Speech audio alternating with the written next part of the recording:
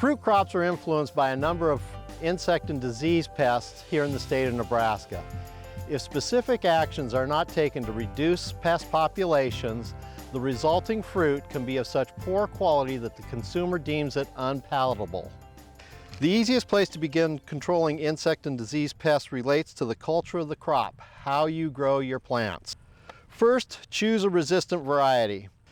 This does not mean the variety is immune to the particular insect or disease, but rather can withstand the disease or insect infestation, but still may need a level of chemical intervention to attain the level of quality sought. Clean up any disease or insect-infested leaves or fruit that may be on the ground at the end of the growing season. Do not allow it to remain through the winter to act as a source of inoculum for next year's problems. Also, if there's any remaining fruit hanging in the tree, pick that fruit and dispose of it also. Open the tree canopy up using proper pruning techniques to increase airflow and light penetration. This reduces the disease potential. Opening up the tree canopy also facilitates any pesticide applications. Good, healthy plant material is less susceptible to insect pests as compared to unhealthy plant material. Fertilization needs to be determined through the use of a soil test. Excessive fertilization results in fast, lush growth that is more susceptible to insect and disease problems. So again, base your fertilization on a soil test. Finally, control weeds. Weeds act as an alternate host for many of the disease and insect pests that affect our fruit crops here in Nebraska.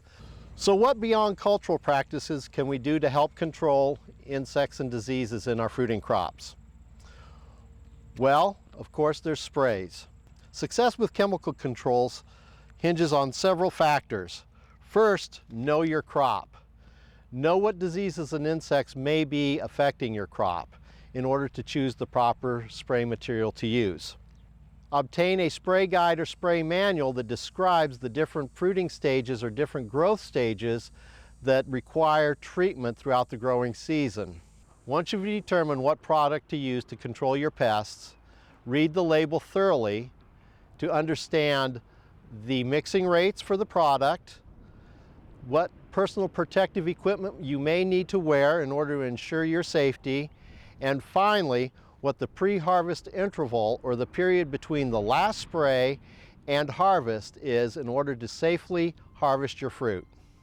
Spray coverage has to reach from the top of the tree or top of the plant to the base. So in order to get that coverage, you need the proper equipment. Spray applications need to be made to the point of runoff. So simply lightly spraying the tree is of no value. Apply the product according to the proper schedule for the fruit type.